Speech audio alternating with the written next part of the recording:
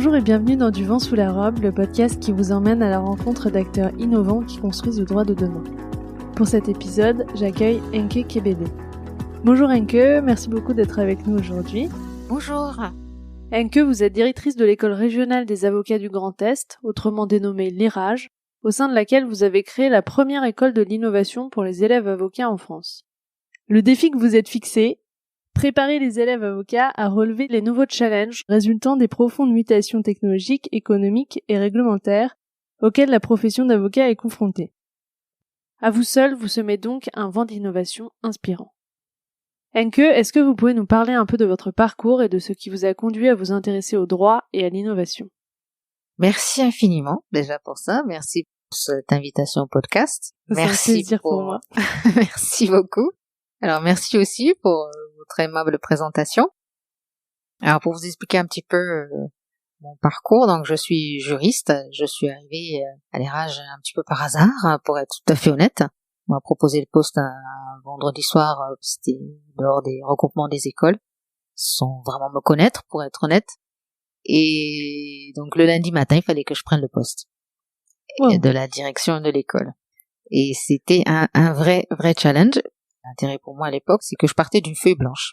Je n'avais strictement rien. Il y avait un nouveau cursus, une nouvelle réglementation, un nouveau parcours. Il fallait créer de nouveaux locaux. On n'avait même pas de locaux. Et j'avais un papier, un stylo. Donc j'ai fait ça pendant les 2 premières années. J'avoue que c'était assez complexe. Il fallait être architecte, ingénieur pédagogique, très diplomate parce que c'était un regroupement de 27 barreaux à l'époque. Donc c'était vraiment un challenge. Donc avec le recul aujourd'hui, je me dis effectivement il fallait avoir une sacrée confiance en soi et surtout la tête froide, je pense. Et au fur et à mesure, effectivement, on a fait évoluer l'école. L'école de l'innovation, c'est beaucoup plus récent. Mais globalement, ma conception de l'école, c'est que l'école, par principe, quelle qu'elle soit, doit avoir de l'avance parce qu'on forme par définition des jeunes qui vont exercer dans les 20-30 années à venir. Si c'est plus le cas aujourd'hui, mais en tout cas pour l'avenir, donc on doit les former pour un exercice d'avenir, par définition. C'est ma conception de l'école, d'où la naissance de l'école d'innovation. Est-ce que vous pouvez nous dire quand et pourquoi vous avez créé l'école de l'innovation? Alors l'école d'innovation, la genèse, il faut quand même que je vous dise d'où c'est parti, c'était à la lecture d'un article en 2014, et l'article disait clairement que d'ici 2030, la nouvelle technologie va complètement bouleverser l'exercice de la profession d'avocat, et que si on ne forme pas les jeunes, ils seront définitivement au chômage. Et l'article expliquait en plus que l'intelligence artificielle ne demande pas de congé de maladie, n'est pas fatiguée, peut travailler 24 heures sur 24. Donc forcément, tout ça va bouleverser la vie des jeunes avocats en tout cas. Donc il fallait soit réagir, soit arrêter et faire autre chose. Donc c'est venu de là. Et donc on a commencé au tout début à créer un programme en se basant essentiellement sur un rapport qu'on avait fait en 2016. Avec un groupe d'élèves, on a coécrit un rapport qui s'appelle l'avocat post-révolution numérique, où on a recensé toutes les innovations possibles et imaginables, avec déjà à l'époque ce qui se passait dans le monde. Et à partir de là, on a décliné des compétences et donc un programme de formation. Et c'est là qu'on a lancé l'école de l'innovation. D'accord, donc c'est vraiment né de cette lecture, de cette prise de conscience que vous êtes intéressé à l'innovation, vous vous êtes dit il faut absolument qu'on intègre un volet de formation sur ces sujets au sein de l'école pour préparer les futures générations à toutes ces transformations qui se profilent. Tout à fait. Le parcours de formation que vous avez conçu pour l'école de l'innovation est lui-même innovant, puisque les élèves avocats doivent créer leur cabinet d'avocats virtuel. Est-ce que vous pouvez nous en dire plus? Juste pour revenir là-dessus, quand on l'avait créé en 2016, c'était effectivement l'école de l'innovation. Mais aujourd'hui, ce n'est plus un module à part.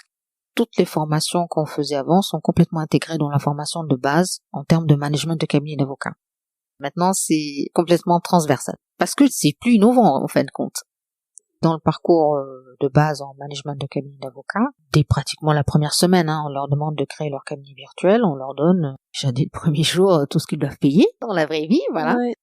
Et on leur demande de gérer ça, donc il faut qu'ils s'occupent de tout. Ils créent leur logo du cabinet, les papiers en tête, tout, absolument tout. Oui, le site, les réseaux sociaux, etc. Donc au début, ils ont que le cabinet et le logiciel sur lequel ils travaillent. Mais au fur et à mesure des ateliers qu'ils font, Par exemple, il faut un atelier en design thinking, un atelier en business model innovant, un autre en marketing digital, etc. Donc, au fur et à mesure qu'ils font les ateliers, ils améliorent. La séance d'atelier, c'est l'occasion pour eux de créer leur site, leur modèle économique, leur marketing. Voilà, ils se basent pas sur des cas pratiques ou autres, il faut qu'ils l'appliquent pour leur propre cabinet. Oui, d'accord. Donc en fait, ils s'inspirent des autres enseignements qu'ils peuvent avoir et ils créent à partir de ça leur cabinet rêvé. Voilà, c'est ça. Donc on leur donne la possibilité, en étant à l'école, de pouvoir créer effectivement le cabinet dans lequel ils veulent exercer. On est parti sur le cabinet individuel qu'ils vont créer eux, c'est pas qu'on les incite à créer tous des cabinets. Vous disiez tout à l'heure qu'ils ont, dans le cadre de leur formation, un atelier en business model innovant pour créer leur modèle économique. Qu'est-ce que vous entendez par là? Alors, nous, en ce qui nous concerne, pour les cabinets d'avocats, aujourd'hui, globalement, c'est essentiellement du facturation au taux horaire. On rentre dans le nerf de la guerre. Là. Voilà, tout à fait. Et ça, aujourd'hui, c'est un petit peu la fin de la facturation au taux horaire. Pourquoi? Parce que les clients, aujourd'hui, veulent plus de transparence. Et la plupart des cabinets sont en train, je me base surtout sur les expériences anglaises ou américaines, sont complètement en train de sortir du taux horaire. Donc les nouveaux business models sont très divers et variés aussi, et il faut pas coller tel business model parce que ça marche ailleurs. Il faut vraiment se poser des questions. Mais on a des business models, les premiers pour les citer, c'était le cabinet à l'époque en 134 qui est aujourd'hui le cabinet Bold, okay. Qui avait commencé avec le freemium. Donc il y a une partie totalement gratuite de documentation, etc. Et on paye. Oui, avec le projet jurismatique, c'est ça quand ils avaient diffusé. Et ça, c'était, je pense, dans la profession, en tout cas en France, la première innovation. Ça avait créé quand même un certain mouvement. Voilà, tout à fait.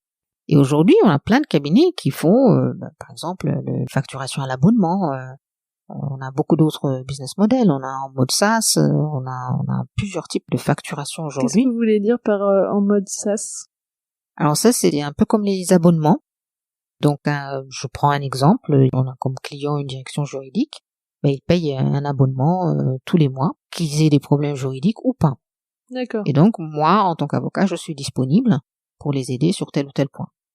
D'accord. Donc oui, il y a des mois où il peut ne pas avoir beaucoup de demandes et des mois où au contraire, et donc c'est en illimité. Voilà, c'est en illimité. Après, il y a des abonnements de différents niveaux, selon une estimation horaire. Là, c'est pour vous donner quelques exemples de business models qui existent encore aujourd'hui, mais je pense que tout est à faire. Il y a des business models extrêmes qui existent en France, c'est le satisfait remboursé. Ah oui, mais je crois que c'est le cabinet... Je citerai pas, mais oui. D'accord. Oui. Et parce que ça m'intéressait vraiment, et pour l'avoir vu, ça marche.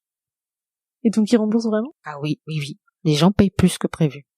Ah, c'est dingue. Oui.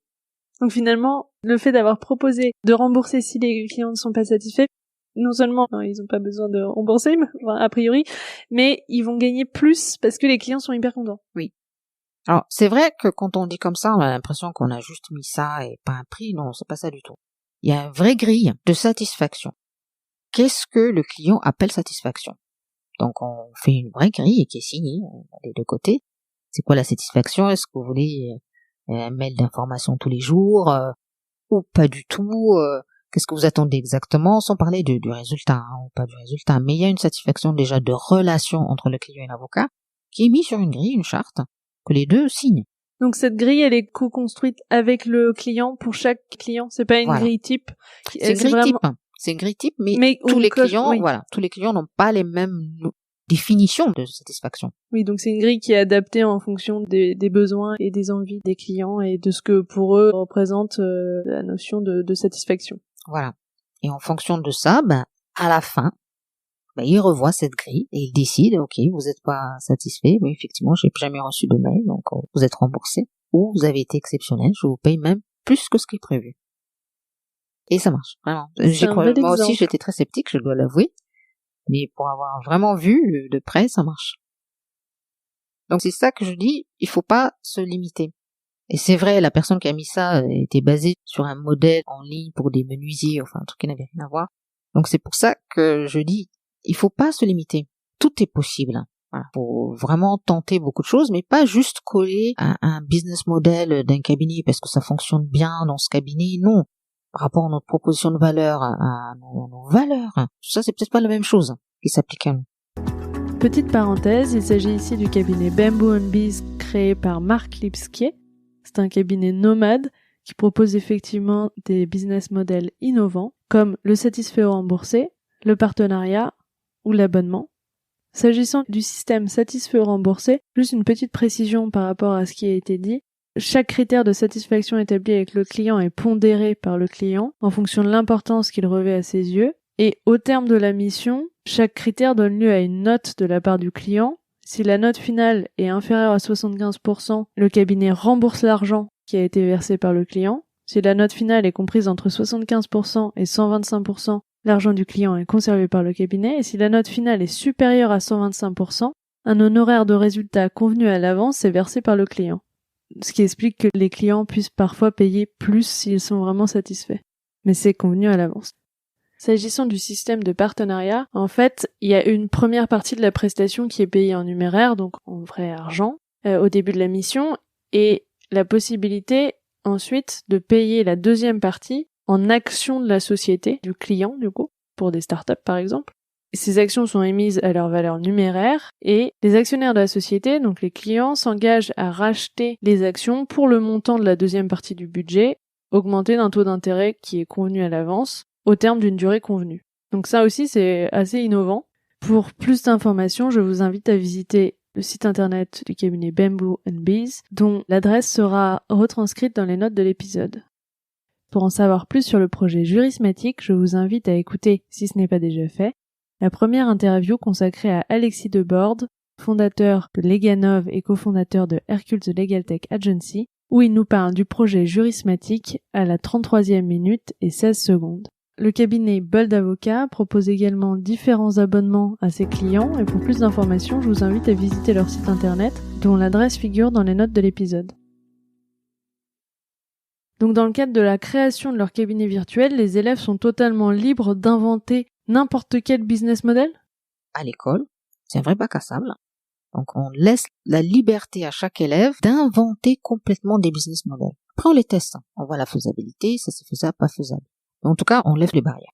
Et c'est ça. Ce que j'entends de ce que vous dites, c'est ce qui est vraiment important, c'est de pas rester dans ce qu'on connaît, mais d'explorer aussi d'autres domaines. Ah oui, oui. Vous parliez justement de l'exemple d'un menuisier qui finalement a conduit un nouveau business model pour les avocats, et c'est de se dire, ok, ça je trouve ça intéressant. Enfin, vraiment de laisser libre cours à sa curiosité et à sa créativité sans se mettre de barrières. C'est ça. À l'école, l'avantage, c'est qu'ils sont dans un environnement quand même très bienveillant. On veut progresser avec eux, on n'a pas la solution, hein. On co-crée avec eux de toute façon. Le business model innovant, on leur donne quelques exemples, hein, mais on n'a pas tout. On leur dit tout est à créer, donc on va créer ensemble. Et surtout, il y a vraiment le droit à l'erreur. Donc, ils sont tous obligés de faire un business model pour le cabinet virtuel qu'ils gèrent à l'école.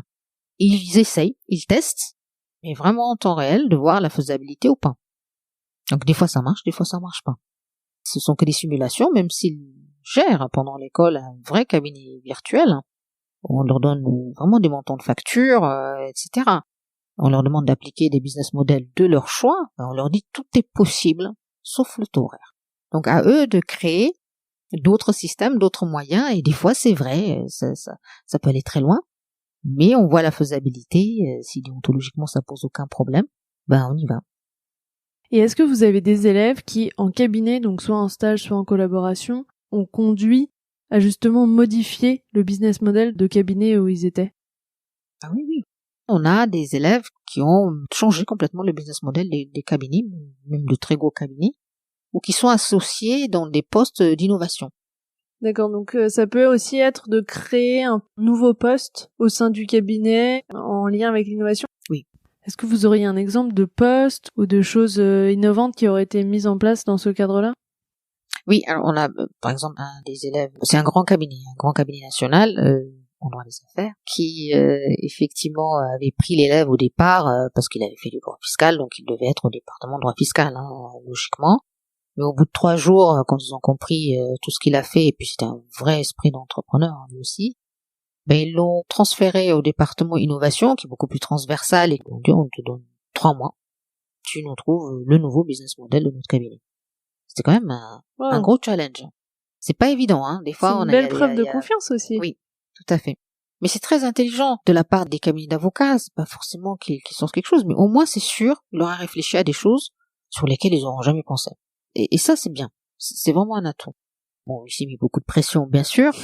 C'est normal. L'avantage, c'est que tous nos experts sont vraiment disponibles pour tout le monde. C'est dans leur intérêt aussi. Donc, il a pu faire travailler tous les experts qu'il connaissait bien à l'école pour vraiment proposer au bout de 3 mois une vraie solution. Et même moi, je croyais pas, mais il est arrivé et c'est extraordinaire.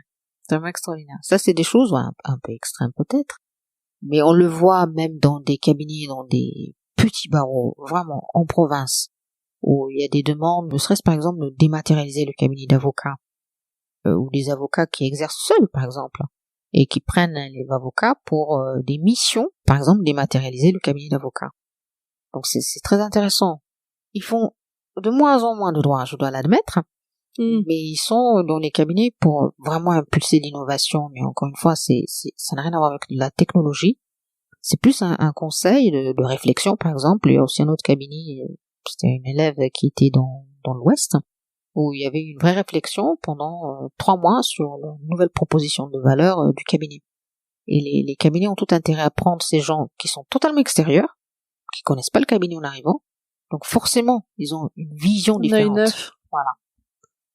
Et quand vous dites nouveau business model, l'exemple que vous citiez, ou cet autre élève avocat, est-ce que vous pouvez nous dire les grandes lignes de ce qu'ils ont proposé? Alors effectivement, c'était un cabinet 100% facturation taux horaire, hein, forcément. Et donc, il avait commencé déjà par leur présenter les autres méthodes de facturation existantes en place, hein.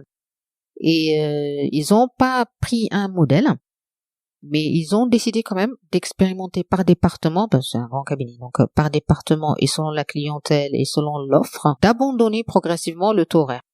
Ça, c'est déjà très très bien. Mais c'est vraiment un cabinet qui joue le jeu. C'est-à-dire, ils n'ont pas mis l'innovation pour l'innovation. C'était une vraie remise en cause. Donc, ils ont compris l'intérêt. Ils ne savaient pas s'il y avait d'autres business models. Donc, c'est grâce à l'élève qui a fait une vraie synthèse, hein, avec le positif et le négatif, si c'est applicable dans tel département ou pas. En tout cas, une vraie revue des différentes méthodes de facturation existantes. Et à la suite de son rapport et de ses préconisations, ils ont décidé de mettre en place par département différents modèles. D'accord. Donc, en fonction des départements, il y avait des modèles plus ou moins adaptés au mode de fonctionnement de chaque département. Tout à fait. Donc, en fait, c'est possible aussi d'avoir non pas une unité de mode de facturation, mais autant de modes de facturation qu'il y a de types de clients ou de besoins en fonction des départements. Exactement. Le même cabinet, même sans être un très grand cabinet, hein, peut cibler et faire une facturation différente selon sa clientèle. Donc, avoir un business model différent selon ses cibles. Il y a beaucoup de cabinets qui ont des institutionnels et des particuliers. Oui, tout à fait. C'est possible de faire deux systèmes de facturation et de propositions de valeur différentes, ouais. Finalement, les cabinets d'avocats pourraient très bien organiser des brainstorming pour réfléchir ensemble avec leurs équipes à de nouveaux business models ou laisser la possibilité à chacun de proposer et de tester un nouveau business model. Exactement. On parle beaucoup de la saturation du marché du droit, du trop grand nombre d'avocats. Est-ce que vous pensez que les évolutions technologiques et sociétales constituent des opportunités de développement d'activités pour les avocats? Et est-ce que vous avez des exemples en tête? Alors effectivement, on parle de la saturation du marché, qu'il y a trop d'avocats, etc. Moi, j'y crois pas, j'ai jamais cru à ça. C'est ce discours depuis 10 ans, 20 ans. Il y a une saturation parce que tout le monde fait la même chose. Oui, on est d'accord. Par contre, il y a un tel besoin d'avocats et de juristes dans des domaines. Je prends un exemple. Parler qu'il y avait très peu d'avocats spécialisés en droit de la construction, tout bêtement. Donc il y a une vraie recherche. Personne n'arrive à recruter en France. Moi, j'ai des demandes de Parisiens, de Marseillais. En droit de la construction, là, je parle même pas d'innovation. Après, effectivement, il y a tout un pan de domaines de droit. Il y a personne. Il y a pas de spécialistes. Il y a très peu d'avocats qui sont spécialistes de droit des robots. L'année prochaine, par exemple, on va travailler sur les objets connectés et le droit. Spécifiquement sur les objets connectés médicaux qui sont maintenant développés et proposés dans les EHPAD, etc.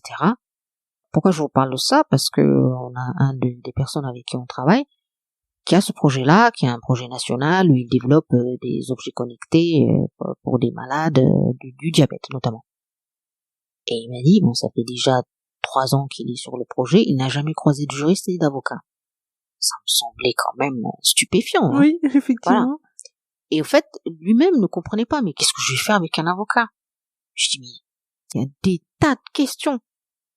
Il n'a même pas eu le réflexe. Mais donc il avait pas cette conscience d'avoir un besoin juridique? Pas du tout. C'est ça qui est marrant. Où il se dit, oui, après, une fois que j'ai tout développé et fini, bon, un jour, forcément, il faudra un contrat, éventuellement, oui, là. Oui, mais du coup, ça peut remettre en cause conception. aussi certains points dans la conception de l'outil. Mais oui. Mais puisque d'abord, il n'y a pas d'avocat visible dans cette matière-là. Il y en a tellement peu. Et on n'en parle pas. Ça, c'est un petit peu le rôle des avocats. Et ça, c'est l'absence de communication des avocats. De dire, oui, on est là depuis le début, le premier jour du projet. Il faut qu'on soit là, sinon, voici les conséquences. Il faudrait qu'il y ait une communication comme ça. Ça rendrait service à tout le monde, d'ailleurs. Ah oui. Donc, voilà. Il y a des pans de droit qui ne sont pas... dont les professionnels du droit se saisissent pas et pas du tout. Et il y a vraiment des opportunités de développement d'activités là-dedans. Exactement. On a par exemple eu des révélations sur des matières. Je donne un exemple. Une des élèves a trouvé une niche en disant, mais en fait, oui, il n'y a pas un avocat spécialisé pour les influenceurs sur les réseaux sociaux. Oui, donc c'est une niche. Elle faisait la propriété intellectuelle et elle s'est dit, ben voilà, par exemple, moi demain, mes clients, ça va être les influenceurs. Oui, donc il y a plein d'autres domaines émergents aussi. Énormément. Des traditionnels et des émergents, oui, il y a tout. Traditionnels et émergents. Oui. Mais on sait que demain, il y aura des voitures autonomes, il y aura des accidents, qu'est-ce qu'on fait, on sait pas. Oui, mais en termes de responsabilité... Voilà. J'interviens aussi auprès du CCBE, auprès des 27 États membres et représentants de tous les barreaux, où j'ai fait des conférences sur l'intelligence artificielle et droit, en préconisant de faire un genre de laboratoire, mais au niveau européen. Que ça soit en termes de prestations, mais aussi qu'on réfléchisse, c'est-à-dire avec des vrais juristes, des universitaires, où on va où, on sait pas. Donc j'avais proposé ça en ayant pris 5 cas pratiques réels qui se sont passés en 2018. Un des exemples, voilà, un accident d'une voiture autonome aux États-Unis. Qu'est-ce qu'on fait? On sait pas. Est-ce qu'il y a des spécialistes dans ce domaine? On sait pas. Toutes les entreprises qui vont travailler sur les blockchains ont besoin bien sûr d'un avocat pour les conseiller là-dessus. Donc là, je pense à un cabinet à Aix, c'est Bruzo et Dubuc. Donc, le premier cabinet d'avocats à être payé en Bitcoin. Oh. Ça, déjà. Ça, c'est innovant. Une autre innovation, tout à fait, oui. On parlait de facturation, mais il n'y a pas que le mode de facturation, il y a aussi le type de monnaie qu'on peut récupérer. Et c'était, je pense, ni voulu, ni rien, mais je pense que c'est sorti dans la presse et ça a été très bénéfique pour eux, non pas pour les bitcoins, mais je pense que les entreprises qui travaillent sur les blockchains de façon générale se sont dit, ah bah tiens, eux, au moins, ils vont comprendre de quoi on parle. Ouais. Et c'était pas prévu au départ, donc maintenant, ils font du conseil pour toutes les entreprises, et il y en a de plus en plus aujourd'hui, puisque la France a quand même un petit peu d'avance là-dessus sur la législation concernant les blockchains de façon générale. Et voilà, ça fait une prestation juridique, par exemple. Là, en l'occurrence, c'est de conseil, tout à fait. Mais ça nécessite quand même de maîtriser effectivement tout l'environnement et l'écosystème. Oui, finalement, c'est à partir de cette évolution, quelle opportunité moi je vais pouvoir créer pour mon activité. Voilà, ça, soit en conseil, pour reprendre les blockchains, soit justement proposer des services blockchain, donc pour les dossiers de ses clients, ou la consultation de ses clients, etc. Ça, c'est aussi une autre façon de voir. Ou se faire payer en Bitcoin. Voilà, c'est encore une troisième voie. Il y a quand même beaucoup de choses à faire là aussi, ne serait-ce que sur les blockchains. Il y a des pans entiers de nouveaux droits à faire. Et peut-être ce qui me manque, peut-être, c'est qu'il y ait les institutionnels, les barreaux, le CNB, de nous dire, voilà, il y a un manque, par exemple, en responsabilité médicale dans telle région, droit à la construction ici, etc. Oui, de plus informer sur les domaines où il y aurait besoin d'avoir des professionnels, effectivement. Et on formera nous en conséquence. Et même, à la fac, déjà. Ah oui, tout à fait. Donc, c'est pour ça, pour moi, l'innovation, c'est d'abord un nouveau besoin qui n'a pas existé, voilà, c'était le droit des robots, ou un besoin du droit qu'il faudra complètement modifier et changer. Mais le troisième et l'essentiel, pour moi, c'est l'expérience client. C'est ça qui fait qu'on se dépasse aussi, pour trouver des solutions. Et ça a du sens. Là, on comprend qu'il faut innover. Et moi, ce que je conseille à la plupart des cabinets d'avocats, c'est déjà de voir leurs clients. Comment leurs clients se sont transformés. Ils sont pas restés comme avant, eux. Donc, ça donne une idée de ce qu'il faut faire. Oui, de s'inspirer déjà de ce que les clients ont pu mettre en place comme nouveaux procédés, nouvelles méthodologies, etc. Ça vous donne tout de suite une idée. Il faut réagir. Si jamais Et si jamais il y a aucun client qui avait ça, ça peut être de leur proposer aussi, justement. Ah oui, tout à fait. Aujourd'hui, c'est l'inverse. Oui, encore, non, mais pour être tout à fait honnête, c'est plutôt les clients qui obligent les cabinets à se transformer. Parce que eux se transforment Oui. et suivent, voilà. Oui, forcément. Et je parle pas que des institutions, je parle même des particuliers. La vie de quelqu'un, vous avez une clientèle entre 25 et 30 ans. Vous imaginez le changement et le bouleversement? Donc il faudra s'adapter à sa vie. Entre Netflix, l'iPhone, l'iPad, vous avez tout à disposition tout le temps. Vous pouvez pas comprendre qu'un avocat, il faut prendre rendez-vous, etc. C'est impensable. Créer le Netflix de l'avocat. Bah oui, c'est ça. Bah oui, aujourd'hui, cabinet ouvert 24 heures sur 24, tout le monde rigole, mais on y arrive. Hein. Ça suit les évolutions sociétales. Tout ce Mais qu'on oui. propose maintenant, ça tend vers ça. Mais oui, on commande tout sur Amazon à minuit. Deliveroo, tout. Mais voilà. Moi, je suis très âgée, hein, mais je me mets à la place d'un jeune qui a 25 ans, il peut pas comprendre. Hein. Il peut pas comprendre qu'on n'a pas la demande. Donc aujourd'hui, il y a des chatbots, oui, c'est bien, mais on va y arriver. Le cabinet ouvert 24 heures sur 24. Voilà. C'est possible, hein. C'est une question d'organisation. On pourrait imaginer des cabinets où finalement il y aurait des équipes de jour et des équipes de nuit comme à l'hôpital ou dans d'autres métiers. En plus, il y a des gens qui travaillent mieux la nuit, enfin le soir. Mais oui. Il y a des Oui. rythmes différents. Et d'ailleurs, Mais bien évidemment. je pense que ça fait partie des choses qu'il faut prendre en compte en cabinet. Il y a des gens qui sont très efficaces le matin et d'autres qui ne le sont pas. Voilà. Et inversement avec le soir et la nuit. Et plus généralement, de pouvoir organiser son temps comme on veut, évidemment avec les contraintes des rendez-vous clients, etc., mais en fonction du rythme de chacun. Et ça, je pense que déjà, ça donnera un sentiment de liberté et de confiance qui est assez important. Ah oui, tout à fait, on respectera le rythme de tout le monde, c'est pas obligé, hein, mais il y a peut-être des gens qui sont intéressés. Là, pour moi, il y a un vrai créneau. Quand je vois, si on doit miser quand même sur la jeune génération et leurs habitudes, hein. Il y a un vrai créneau du cabinet 24 heures sur 24.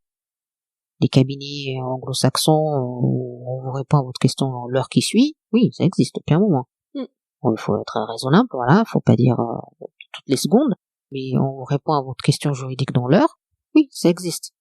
Et ça, malheureusement, la génération qui arrive vit dans ce monde-là, avec cette technologie-là, cette façon de vivre, hein, tout simplement. Oui. On peut pas dire, on prend rendez-vous même pour le médecin sur des plateformes. Oui, sur Doctolib, c'est génial. Pas comprendre que pour ça, l'avocat... c'est vrai que c'est génial de... Oui, l'avocat doit se mettre à la page. Voilà. Et est-ce que vous pensez que le mode d'exercice et le management qui est proposé par les cabinets d'avocats, en tout cas l'essentiel des cabinets d'avocats, correspond à ce qu'attendent les jeunes avocats aujourd'hui? Ça fait un petit moment que ça correspond plus. Il y a un vrai choc générationnel entre les cabinets actuels qui sont organisés toujours et des nouvelles générations de avocats qui arrivent en tout cas sur le marché qui ont d'autres attentes. Ils recherchent un sens déjà dans ce qu'ils font. Ils veulent bien sûr, comme on dit, tout le monde équilibre vie privée et vie professionnelle. Personnellement, je trouve qu'ils ont raison. Mais ils cherchent surtout aussi beaucoup plus un mentor et un coach qu'un supérieur hiérarchique et une cascade de décisions auxquelles ils comprennent rien. Alors, au début, il y a eu une vraie réticence de la part des cabinets d'avocats aussi qui comprenaient pas du tout ce fonctionnement. Avant, tout le monde rentrait dans le moule, on disait rien et on exécutait. Et quelle est cette nouvelle rébellion? Voilà. Et ils se sont dit, c'est pas possible. Donc, il y a eu un vrai problème. Et les élèves qui, de toute façon, partaient. Ça convenait pas, ils partaient. Aujourd'hui, je vois un petit peu un retournement de situation parce que comme il y a eu tellement de difficultés de recrutement dans les cabinets et un turnover incroyable, enfin les jeunes ils restaient 6 mois maximum. Hein. Donc c'était devenu un travail à plein temps de recruter des jeunes. Maintenant, ils commencent à se poser des questions en disant mais c'est quoi le problème en fait? Et ils ont compris. En tout cas, ils commencent à comprendre. Moi, je reçois beaucoup d'appels de beaucoup de cabinets, des grands, des petits. Ils me disent, mais ça fait 6 mois, 2 ans que j'arrive pas à recruter, le dernier il est parti, j'ai pas compris pourquoi. Enfin, avant, il y avait beaucoup d'élèves, hein. Il y avait le nombre, il y avait pas de problème, ils partaient, on prenait un autre, etc. Aujourd'hui, c'est plus du tout la même chose. Et donc, aujourd'hui, il y a un vrai retournement et les cabinets veulent savoir comment. Moi, je passe beaucoup de temps à leur expliquer. C'est un fait, hein. Je suis ni pour ni contre. Pour certaines choses, je suis absolument d'accord avec les jeunes. Mais en tout cas, c'est un fait. Mais par contre, si vous comprenez ce jeune-là et si vous comprenez ce qu'il veut, il peut être exceptionnel. Il se donne beaucoup plus. Donc c'est pas des révolutions à faire. C'est de pas mettre un management hiérarchique. Voilà, ça déjà on oublie, c'est pas la peine. Si le jeune a un hobby tous les vendredis après-midi, il doit aller au foot, eh ben il faut accepter le principe qu'il faut qu'il aille au foot. Voilà, c'est un fait, c'est important pour lui. Mais ça veut pas dire qu'il travaille en dilettante. Il peut se dépasser complètement pour justement partir le vendredi et faire le foot. Et c'est beaucoup de choses comme ça, et surtout un sens. Voilà, il faut aussi un sens. Il y a 2 ans, j'ai vu aussi beaucoup l'effet très important et l'impact très important du développement durable. Voilà, un cabinet d'avocats où il n'y a pas cette notion au moins de prise en compte de l'écologie basique. Et j'ai eu, mais concrètement, vraiment, des élèves qui ont quitté des cabinets d'avocats pour ces raisons-là. Vraiment. Oui, parce qu'ils partageaient pas les valeurs. Voilà.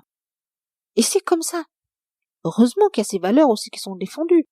Pour vous donner un exemple, l'année dernière, on a commencé un projet RSE pour l'école.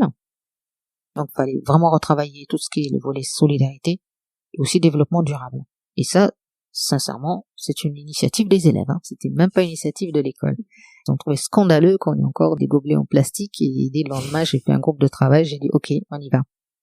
Et ils ont fait un travail fabuleux. C'est-à-dire, ils ont révisé toute l'école de fond en comble. Donc, il fallait changer beaucoup de choses entre les lumières, les gobelets, etc. Mais ils en ont fait un outil très intéressant, y compris de conseils pour les élèves en premier lieu, mais aussi pour les cabinets d'avocats. Donc tout ce qu'il fallait changer et adapter en matière de développement durable. Donc on les a pris au mot, donc on a intégré ça maintenant, et depuis l'année dernière, aujourd'hui, on prend aucun prestataire pour toute l'école, qui ne soit pas conforme à cette charte. Tous les prestataires maintenant passent par leur grille et leur cahier des charges, voilà. C'est tout à fait transposable à un cabinet d'avocats. Bien évidemment. Et donc aujourd'hui, il y a beaucoup plus de prise en compte. Bon, c'est les débuts, il y a encore beaucoup à faire. Mais en tout cas, ils ont compris. C'est-à-dire que s'ils faisaient pas cet effort-là de comprendre cette nouvelle génération, eh ben, ils pourraient plus capitaliser sur les nouveaux qui arrivent. Enfin, ils savent, ils vont partir au bout de ça. Et donc, imaginons que j'ai mon cabinet. Oui. Et que j'ai envie de savoir qu'est-ce que je peux faire pour améliorer ça et pour donner envie aux jeunes avocats de venir dans mon cabinet et de rester, ce qui est important. Qu'est-ce que je peux faire concrètement? Écoutez. Je pense qu'il faut écouter, c'est-à-dire les entretiens d'embauche à l'ancienne, on voit le CV, on pose des questions sur est-ce que tu sais rédiger tel acte ou autre. Oui, il faut le faire, certes. Mais il faut aussi prendre en considération, ok, qu'est-ce que tu attends? On n'a jamais posé la question de l'autre côté. On s'est dit, voilà ce que le cabinet attend de vous, il faut savoir être là, à l'heure, rédiger, etc. Et jamais on a dit, qu'est-ce que toi tu attends? Il faut peut-être déjà commencer par ça. Et là, écoutez, ça peut choquer, des fois, mais il faudra écouter, il faut prendre sur soi et écouter. Donc, ça peut être, voilà, pour moi, il faut absolument que je fasse telle activité tel jour. Donc, si vous leur dites, ok, on vous propose ça, une telle liberté ou autre, attestez. Je dis pas que ça marche, mais attestez. Mais écoutez en tout cas, écoutez ce qu'ils veulent. C'est extraordinaire si on laisse la possibilité à des élèves vraiment de faire partie. Il faut qu'ils se sentent chez eux. Une fois qu'ils se sentent chez eux, ils sont force de proposition. Puis on a cette chance incroyable d'avoir 100, 200 élèves qui ont des compétences extraordinaires dans les matières juridiques, mais pas que. Si on a un groupe de musiciens, c'est aussi valorisé. Donc on a chaque année des groupes de musiciens ou de comédiens qui organisent des spectacles, de la musique. Donc vous avez vraiment à cœur de mettre en valeur tous les talents et toutes les compétences et pas uniquement juridiques. Voilà. La vraie démarche, c'est de dire les élèves épanouis seront les meilleurs juristes. Voilà, ça c'est le principe de base.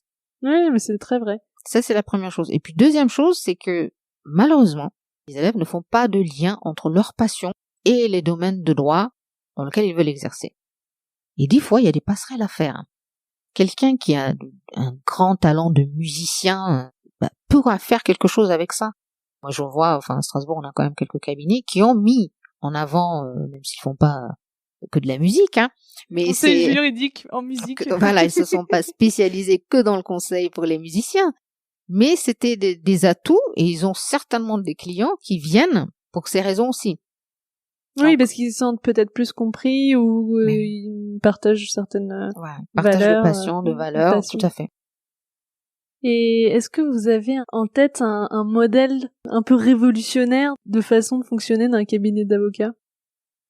En termes de management? Bah, à tout point de vue, oui, en termes de management, mais aussi vraiment un type de cabinet innovant, mais que ce soit en France ou à l'étranger, qui vous a marqué, vous vous êtes dit, mais c'est génial, il faudrait qu'on transpose ça au moins en partie ici.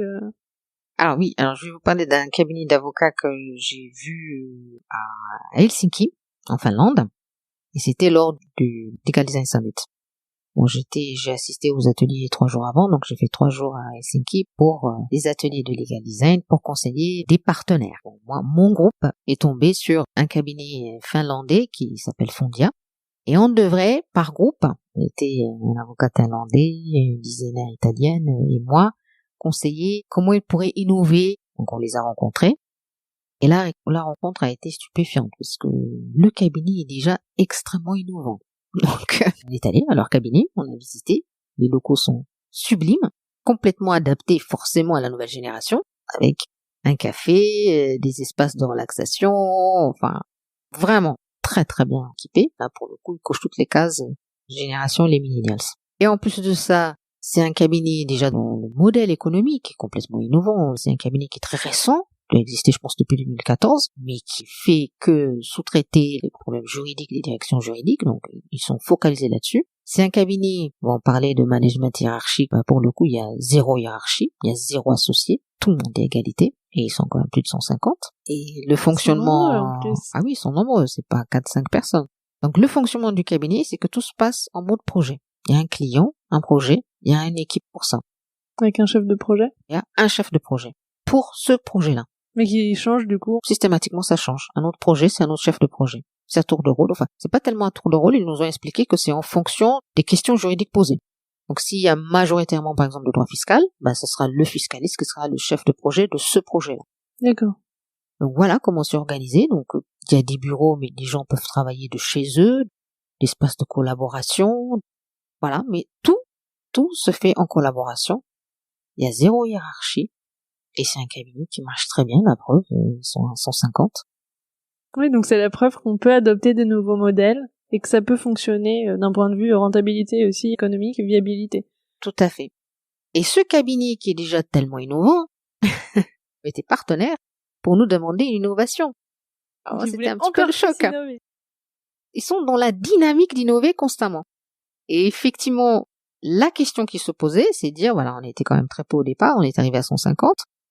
On recrute beaucoup, mais on n'a pas encore trouvé le système pour former tout le monde tout le temps. Parce qu'il y a tout qui change, mais les jeunes qui arrivent, on voudrait les former déjà à la philosophie du cabinet. Les plus anciens, qui étaient des anciens associés de grands cabinets, qui ont intégré, on voudrait aussi les former aux nouvelles méthodologies, à la génération Y. On n'a pas trouvé la méthode. On est trop nombreux, on n'a pas trouvé la méthode. Et donc après 3 jours d'atelier, on leur a proposé un jeu. Ils ont un très beau café à l'entrée du cabinet où ils se retrouvent tous. Donc on s'est dit, voilà, tous les vendredis, vous vous retrouvez, ça va prendre 10 minutes, tout le monde est debout. Et c'est un jeu de plateau. Il y a un plateau avec différentes cases et des dés.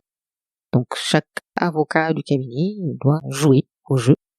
Et avec différentes cases, un peu comme le Monopoly, mais selon les dés, on peut tomber soit sur faut faire 2 heures de formation dans telle matière, ou vous avez gagné un week-end au golf de X, ou alors voilà, c'est un vrai jeu avec une mécanique de jeu, mais où on a mis tout ce qu'ils demandaient. Ils voulaient des formations, pas forcément juridiques, ils voudraient que leurs collaborateurs prennent le temps aussi de rencontrer des clients, ou des prospects, etc. Donc on a mis dans toutes les cases leurs préconisations, mais là-dessus on a ajouté beaucoup de choses, comme par exemple des prix, des cadeaux, des journées de congé. On avait ajouté, voilà, par exemple, cette semaine vous avez droit à une journée de congé, etc. Donc selon les dés, on jette les dés, on a un certain chiffre, on tombe sur le chiffre 6, soit je dois me former à la dernière actualité en fiscalité, soit cette case, c'est vous êtes libre demain, restez chez vous. Après, on leur avait proposé, mais ça n'a pas fonctionné, mais on leur avait dit, mais est-ce qu'on peut pas faire un genre de bourse, j'ai une journée de congé, est-ce que tu peux l'échanger, etc. Donc c'est ce qu'on avait conseillé, parce qu'on s'est dit, si ça se trouve, je veux pas être en congé demain, donc Oui. Même si on a été très très flexible, mais ça, ils étaient pas d'accord. Bon, c'est peut-être les Finlandais, donc ils ont une autre vision aussi culturellement de voir les choses, ils ont trouvé ça très très bien, ils ont dit, non, par contre, dans le jeu, il faudrait qu'on fasse en sorte que tout le monde passe à la case se former, ou rencontrer des prospects. Voilà. Oui. Donc on s'est dit, ok, ça on peut avoir un genre de schéma pour tout le monde et fait le tour. Oui. Ils ont adoré, en tout cas ils nous ont dit qu'ils allaient le mettre en place.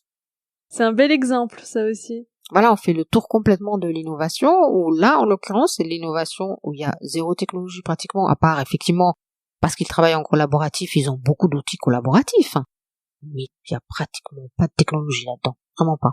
Oui, donc ça montre que, parce que c'est vrai que quand on parle d'innovation, on pense souvent aux outils technologiques, mais en fait, c'est pas uniquement ça. Et je pense qu'il y a plein de choses qu'on peut faire de façon très accessible, voilà, sans investir dans une technologie. Juste se dire qu'est-ce qu'on peut faire à notre échelle aujourd'hui pour améliorer un point de notre activité, de notre équipe. C'est ça. Alors, un deuxième exemple en matière d'innovation, là, c'est pas un cabinet d'avocats, mais c'est un cabinet d'experts comptables qui offre à ses clients, entreprises, chefs d'entreprise, etc., des mini Alexa. Donc, c'est une version, bien sûr, pas du tout de chez Amazon, mais des versions beaucoup plus accessibles. Pour ceux qui connaissent pas Alexa, est-ce que vous pouvez présenter ce que c'est? Alors, Alexa, ou il y a une version aussi Google, c'est une enceinte connectée qui est interactive, donc on peut poser des questions et elle nous répond. Enfin, elle nous répond parce que pour l'instant, elles sont féminines. Pour des raisons de neurosciences aussi, mais voilà. Donc on pose des questions et l'enceinte connectée nous répond. Oui, ça peut être Alexa, quel temps il fait, donne-moi une recette de gâteau au chocolat. Mets-moi en relation avec mon médecin. Voilà, c'était plutôt ce genre de choses-là. Bien sûr, c'était le début des enceintes connectées. Aujourd'hui, on les utilise comme ça. Mais certains ont pensé à une version professionnelle. Ces outils sont configurés pour répondre à des questions comptables et juridiques en l'occurrence, mais ça aurait pu être un cabinet d'avocats qui aurait pu faire ça. Donc on peut configurer des questions juridiques et pour des questions du type quel est le taux de cotisation pour telle ou telle matière ou une actualité en fiscale. Tout ceci est configuré, c'est automatique, donc le chef d'entreprise, la DRH, peut poser cette question à l'outil et avoir une réponse automatique directement. Par contre, quand il y a une question juridique, en l'occurrence comptable, mais juridique beaucoup plus pointue, où on pose la question, voilà, j'ai tel dossier dans telle matière, comment je dois réagir? Là, Alexa répond non, j'ai pas une réponse à votre question. Par contre, je vous mets en relation directement avec maître Intel du cabinet qui est spécialisé. Je vous l'appelle, je vous le passe. C'est génial. C'est effectivement hyper innovant et en même temps hyper malin. Voilà, et ça coûte pas cher. Ça coûte pas cher et en même temps ça doit bien marcher. L'avocat peut être dans le bureau de son client tous les jours, tout le temps. C'est un peu le Jiminy Cricket. Voilà, exactement. C'est possible. Finalement, c'est peut-être ça la solution pour tendre vers un cabinet ouvert 24 heures sur 24, puisque ça permet d'assurer un accompagnement du client, même si l'avocat n'est pas disponible. Bon, effectivement, pour l'instant, on parle plutôt de questions basiques, mais si on imagine des développements, des questions juridiques plus poussées, ça pourrait être intéressant. Voilà. Plus ils apprennent, bien sûr, c'est de l'intelligence artificielle avec le machine learning, c'est-à-dire plus Alexa, ou l'outil en tout cas, apprend, plus elle pourra répondre. Oui, elle s'améliore en étant utilisée. Voilà. Et l'intérêt, c'est qu'elle est connectée à Internet. Donc, si on la configure pour que, par exemple, elle puisse prendre toutes les informations sur Légifrance, des sites complètement gratuits en ligne, elle peut se mettre à jour et mettre à jour complètement les données en temps réel. Oui, d'ailleurs, je ne lui ai jamais posé de questions juridiques à la mienne. Je vais essayer. Ah, moi, j'ai essayé. Ça marche pas. Suite. Non. J'espère qu'un jour, on aura une Alexa qui va intégrer quand même les questions juridiques de base. Oui. Par exemple, sur un bail, des relations locataires, propriétaires, enfin des choses du quotidien, quoi. Amazon a quand même fait en sorte d'automatiser pratiquement son service juridique de relations clients. Donc ils ont déjà fait pas mal de choses. Ils pourraient déjà, si ils arrivent à rendre public ce qu'ils font déjà en interne, c'est déjà pas mal. C'est beaucoup de problèmes juridiques qui sont complètement réglés par Alexa, par l'intelligence artificielle aujourd'hui. En interne. En interne. Le service juridique client de Amazon est totalement automatisé. Donc c'est une intelligence artificielle qui répond en fait. Oui, 99% des questions, oui. C'est fou. Donc ils pourraient transposer ça dans petites Alexa qu'on achète. Voilà, un partenariat à faire avec Amazon. C'est ça. Et alors, quels conseils vous donneriez aux étudiants et aussi aux professionnels de droit qui nous écoutent pour embrasser le futur avec succès? C'est pas un conseil, déjà j'aimerais bien leur dire qu'on vit une époque formidable extraordinaire, hein. Vraiment. Ben, pour quelqu'un qui a 25 ans, aujourd'hui, c'est un monde extraordinaire. Tout est à refaire. Donc d'être totalement optimiste et de se dire, j'ai vu une époque formidable. Déjà rien que ça. Mais aussi pour les professionnels. On peut tout rabattre, les cartes et puis on recommence. C'est extraordinaire aussi. Mais ce qu'il faudrait, c'est vraiment avoir cette vision quand même positive, ça aide. Et il y a tellement d'opportunités. Mais c'est d'être complètement ouvert d'esprit et apprendre. Pour les étudiants, je leur dirais, ne faites pas que du droit. Voilà. Sortez, faites autre chose, complétez votre formation. Essayez de lier votre passion, votre hobby, avec le domaine de droit que vous faites. Des fois, il y a des passerelles incroyables. Et c'est essentiellement une ouverture d'esprit. Pour les professionnels, c'est plus leur dire, enfin, parce qu'on voit aussi beaucoup de gens qui sont réticents pour innover, etc., mais on voit aussi beaucoup de gens qui pensent innover en faisant un peu n'importe quoi aussi. Donc c'est de se renseigner aujourd'hui, sincèrement, par rapport au moment où moi j'ai commencé à évoquer ça, il y avait zéro littérature, il y avait rien, vraiment. Aujourd'hui, il y a quand même beaucoup de choses, il existe des formations, mais de l'information déjà, hein, sans se former, il y a déjà de l'information. Et dernière question, quel conseil vous donneriez à un avocat ou autre professionnel du droit, jeune ou moins jeune, qui voudrait convaincre des associés ou patrons réticents à moderniser, innover leur pratique?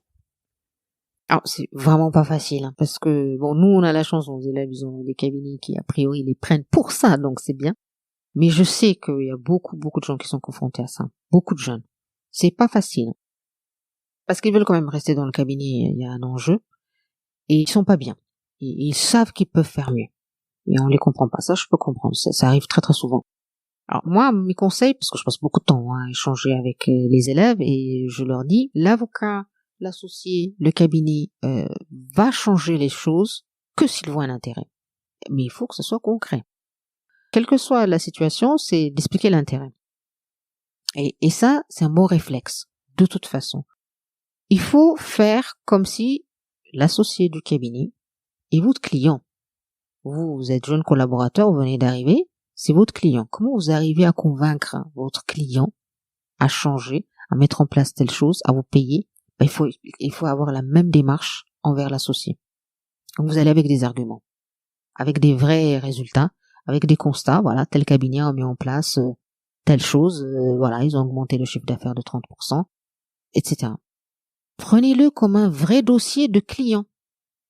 Voilà, et pas se plaindre en disant non, ils ont jamais fait ça, j'ai jamais osé demander, etc. Non, un jour vous levez, vous dites l'associé est mon client, je dois le convaincre. Donc, je leur demande à tous d'avoir des choses très détaillées pour bien démontrer que le fait de mettre en place telle ou telle chose, il n'y a pas que l'argent, il n'y a pas que le chiffre d'affaires, il y a aussi la fidélisation des collaborateurs. Ça peut être beaucoup de choses, hein. Ça peut être l'image de marque du cabinet, parce que on a un réseau, enfin voilà, il y a beaucoup d'élèves qui comprennent pas que dans le cabinet il n'y a pas de site internet. Voilà, ça c'est extrêmement choquant pour eux.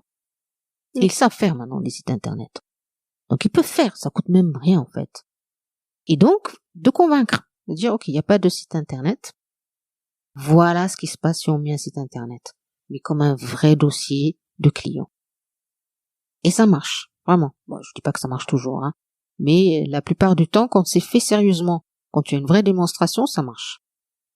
Et on voit des élèves qui arrivent à faire des choses, mais ça, en général, ce sont des élèves, des jeunes collaborateurs qui sont très passionnés et qui veulent aboutir. Donc, mais je leur dis, ma technique, et c'est comme ça que j'ai fait moi, quand j'ai dû faire l'école de l'innovation, je suis partie d'un papier, d'un stylo, j'avais rien, et j'ai quand même un conseil d'administration, hein, donc il a fallu convaincre aussi. Oui, justement, comment vous y êtes prise?